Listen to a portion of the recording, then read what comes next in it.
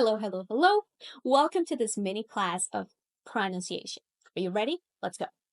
So, what are we going to do today? The first thing is I'm going to tell you why this is so important. Then we're going to jump into the main activity. Then, based on this main activity, we're going to identify strengths and improvement opportunities to make a plan and help you improve faster. You ready? Let's go. So, why is this phonetica so important?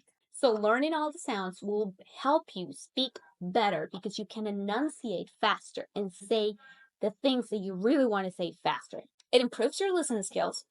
And like I said before, it's key for confidence. So, okay, let's jump into the main activity. I want you to read this.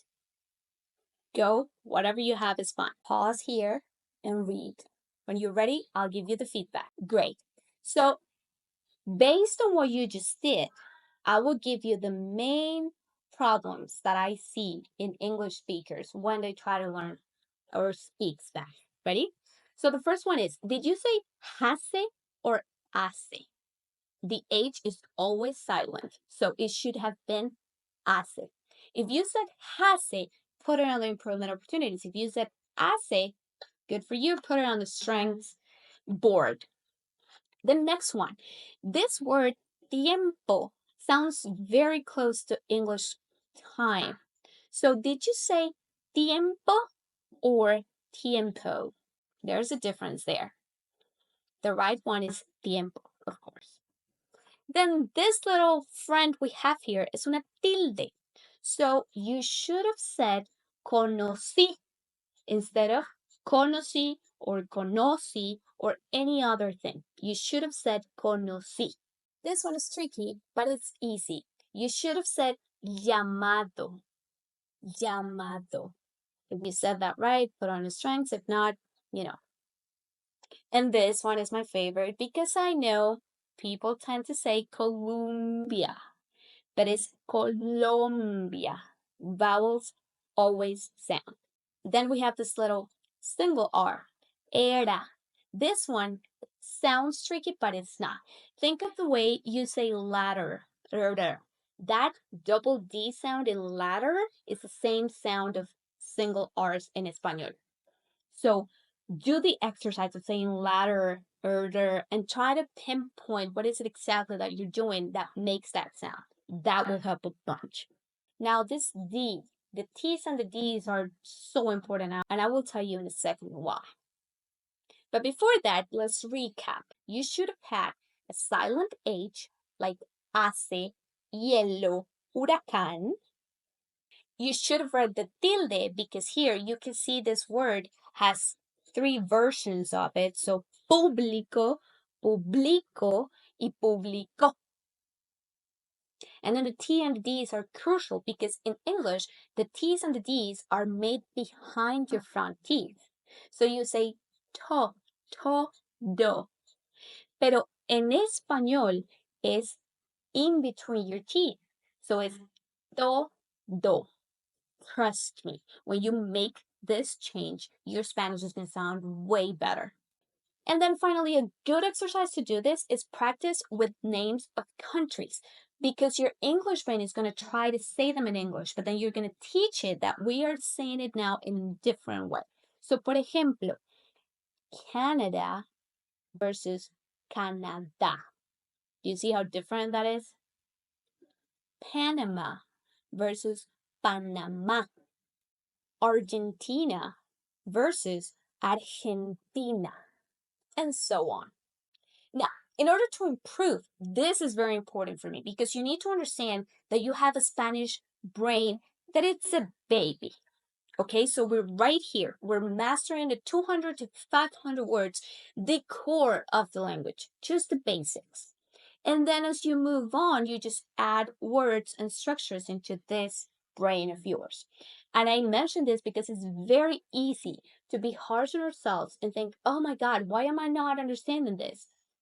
Well, because you're a baby, that's why. So, for example, if you take my English, it's on a C1 or so because I never went to college in English. So if you tell me, hey, can you write an essay? Oh, dude, it's probably going to be bad because I haven't had the practice to do so. I want you to keep that in mind as we go because it is important. All right. So what are you going to focus on to improve that pronunciation? The first thing you're going to do is listening skills. First thing, non-negotiable. Developing good listening skills help you to pick on pronunciation, rhythm, intonation, new vocabulary, blah, blah, blah. All of these great things also will improve your confidence. And how are you going to do this? I'm going to give you 2 tips. No worries, you can take a screenshot at the end so you can have it and work on it. All right, I just want you to pay attention. The first one is you're going to start with music. Not just randomly listen to music. I want you to become obsessed. If you have one song, even better. The first song I ever learned was Hotel California, and I sang it until nobody wanted to hear me anymore. You're going to listen to it, and your goal is going to be sounding just like the singer. You don't care about the meaning. You don't care about the words. You just want to be able to sound exactly like the singer. And the second thing you're going to do is you're going to start watching movies, clips, YouTube, whatever you want to do, but en español, obviamente. And then what you're going to do is you're going to take a fraction of it, let's say 10 minutes. You're going to play it en español with English subtitles, right? And you're going to focus on understanding the plot. You don't care about the words, you don't care about the sounds. Just try to understand what's going on. And you play it a second time. This time, Spanish audio, Spanish subtitles. And this time, you're going to focus on matching what you hear with what you read. The reason you're going to do this is because your brain wants to understand everything. Your English brain wants to know what's happening. So when you give it the plot, it will leave you alone, and now you can focus on the language. Then, when you're done with that, you're going to watch it a third time. And this time, you're just going to do English audio. You will see, I promise you this, how much you're going to understand versus if you just watch it once or maybe a lot of times, but then you're like, I don't understand, I can't make the words, I don't understand what's happening. It's confusing. By doing this, you give your brain the tools to actually understand and learn from that movie or that whatever it is that you're watching. Then you're going to focus on your speaking skills. Basically, express everything that comes into your mind. It also, of course, helps you gain confidence and to actually engage in conversations. So how are you going to do this? The first thing you can do is record an audio or yourself. You're just going to talk to yourself. Just your new best friend. So you're going to say what you did today. So you're going to record the audio. And then as you do this, it's not just like blah, blah, blah, blah. As you do it, you're going to pay attention. Where is it that you're struggling the most? Because it could be vocabulary. It could be that you have a lot of vocabulary, but you don't know how to put it together and so on. By doing this, you can have a clear path on what to do next. What should I work on next? And then the second time is I know most of us have an inner voice. So you're going to use that inner voice in español. You wake up and you say, oh, qué lindo día. Voy a desayunar. Such a lovely day. I'm going to have breakfast. In español. As you go, same thing. Pay attention. Where is it that you're struggling the most? And that will give you a clear idea on what to work on next. Finally, a little bit of writing and a little bit of grammar. If you are a person that really enjoys journaling, boy, this is for you. You need to start writing everything.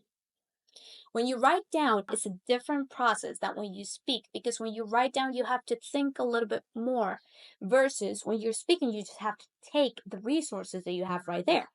When you write, you have a little bit more time and you can make it a little bit more conscious than when you're speaking. So if you like journaling, go for it. It's the best thing you can do. What should I write about? Same thing, just write about your day. Imagine you're, I don't know, writing a letter to your best friend and you're trying to tell them how you feel right now. Everything that comes to mind, just write it. Write it down. If you don't like journaling, then just read. How are you going to do it? Not just randomly. You're going to pick something that you can read both in English and Spanish. For example, I have a lot of students that love Harry Potter. I don't get it because I particularly don't like it. But if you like it, go find yourself a English version and a Spanish version. And what you're going to do is you're going to read one paragraph here, one paragraph here.